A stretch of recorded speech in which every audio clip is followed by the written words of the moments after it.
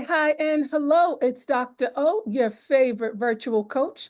And today I want to talk with you about how we are continuing to maximize the test taking season. Now, I am sure I'm not alone when I tell you how challenging I remember it being sitting and proctoring, watching the clock while trying not to zone out. Because after all, the expectation is that we have an eagle eye on our students lest they cheat. Now, I don't want to get too far into test taking season being the bane of my existence, because I'm not sure that's how you feel. And I'm going to have another video on the inconvenient truth of test taking season. Let me say that one more time. The inconvenient truth of these high stakes tests. But for this video, I do want to focus a lot more on talking about how we're using these days spent proctoring. And I want to make sure that it's useful to you in a way that allows you to both relax, reflect, and reset. So let's get into it. All right. So I want you to join me in this relaxation technique. It's called box breathing. Okay. So I want you to picture a square. And what we're going to do is, as we picture this square, our eyes are open, right? Because we're watching our students. As we picture this square, I want you to breathe in to the count of 4 as you go across the top of the square. Then when you get to the corner, I want you to hold for a count of 4. Then you're going to breathe out as you're going down the side of the square to a count of 4. Hold when you get to the corner. You're going to then breathe in again across the bottom of the square to a count of 4. Hold when you get to the corner and breathe out to a count of 4 and hold when you get to the corner. I want you to do that a few times. And as you are doing this breathing, I want you to feel the tension just melt away. Okay, we're going to do it one time just so I can model it for you. But again, I want you to do this a few times. So here we go. We're picturing a square and we're going across the top. Breathing in to a count of 4. Hold, count of 4. Breathe out to a count of 4. Hold to a count of 4.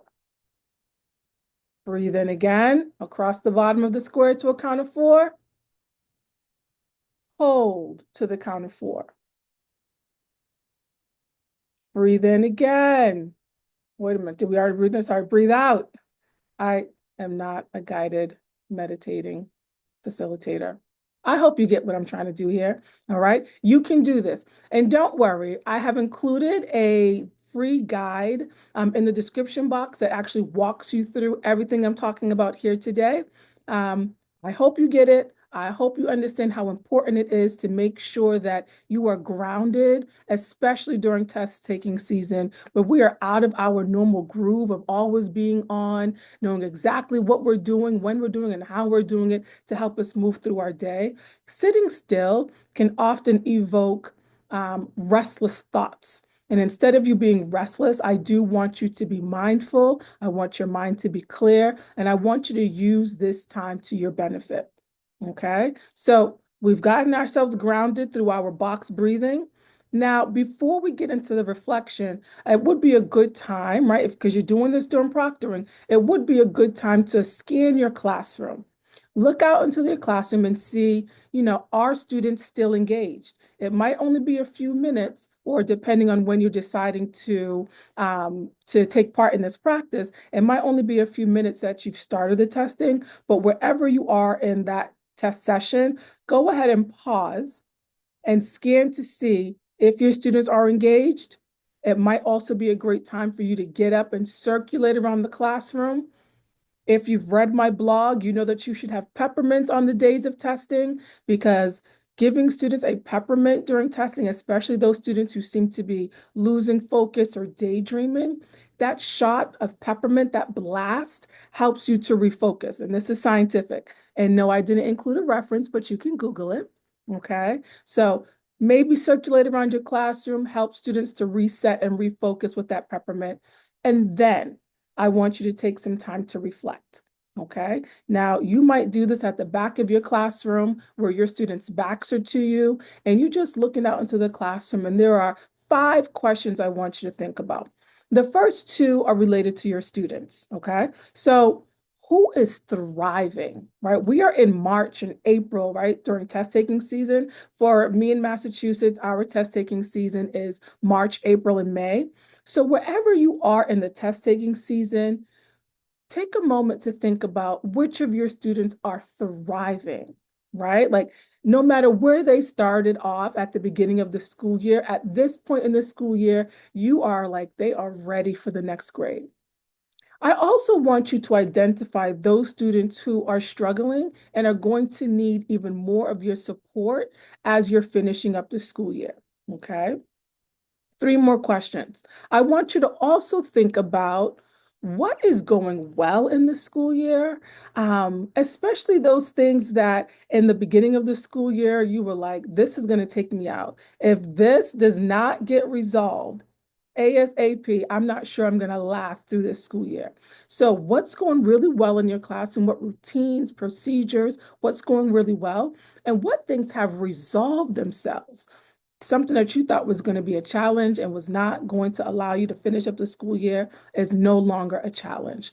Think about that. Even identify what it is that you think helped to make that switch. Okay. And then the last question you want to ask yourself is, what am I needing to get prepared going into finishing up the school year strong? Okay. And I'm gonna have you think about this a little more deeply. But if you are back at your seat as you're kind of finishing up these 5 questions, reflecting on these 5 questions, I want you to take out something to jot these notes down, especially thinking about your students that are going to need additional support to finish the school year strong, thinking about what you need to do to finish the school year strong. So maybe there's some routines or some procedures that you need to revisit and tighten up. Okay. So now we're going to start thinking about the classroom environment. Okay. In your classroom environment, especially during test taking season, you likely took down your anchor charts and your other visual reminders for students. Before you put them back up, I want you to think about which ones you're going to be putting up because it's going to be used to finish up the school year strong, right? Also, think about which one of those anchor charts you might want to be laminating over the summer in order to reuse next year. Because as super teachers, we are all about working smart and not hard, okay? So if you have a beautiful anchor chart that you have already taken down for test taking season, but you know that this anchor chart will be useful next year, go ahead and mark it, tag it, put a note in your phone to make sure it gets laminated because things don't usually survive over the summer rolled up in a corner or on those last couple of days of school. Some of us are just like, everything goes in the trash. I'm done with all of it. Okay. Use this time that you're proctoring and no longer watching the clock because you're busy reflecting. Okay. Use this time to figure out what's staying and what's going. The last part of how we're using our time during proctoring is to reset. Now, there are probably a ton of things that you can be thinking about that you want to have in place. I'm sorry, in place before you jump back into teaching and learning after the test taking season. What I want you to do is to identify 2 or 3 things that you need to reset. Okay. So again, that could be some of your classroom management strategies. It can be your procedure for homework or assessment days. It could be how you share data back with your students. What are some of these things that you need to reset before you get out of the test taking season that you kind of want to be thinking about now? Okay. Now, again, we are relaxing. So we've got our box breathing. We are reflecting which of our students are going to need our support to finish off the school year strong. And we are resetting what's staying and what's going, right? What's staying in our classroom, maybe we're going to eliminate those things. And what are we okay with getting rid of? And also, as part of our reset, what are some of our procedures, some of our routines, some of our expectations that we also need to make sure to revisit before we jump into the school year because we want to finish the school year strong. Now, I am sure that my going over this video, whenever you're watching it, is not during proctoring season, right? It's not during your actual, sorry, not during your proctoring time, right? You're not watching this video while you're in your classroom, watching students take their test. So I have created a free download. Just go to the description of this video and download it so that you can refer to all the things that we just went over. And of course, if you found this video helpful, please do make sure to share it with a hardworking teacher friend of yours. Like this video because you know it helps with the algorithm, okay? And subscribe if you're not already subscribed. These videos are coming out fast and furious, so if you hit the notification bell, you won't miss another video, okay? And that's all I have for today, super teachers. Be well and keep taking care of yourself, your mind, your body, and your soul, okay? So that you can keep showing up strong for both yourself and for your students. I really appreciate that you made it to the end of this video, and I will see you next time. Peace. Oh, the balloons. We love the balloons.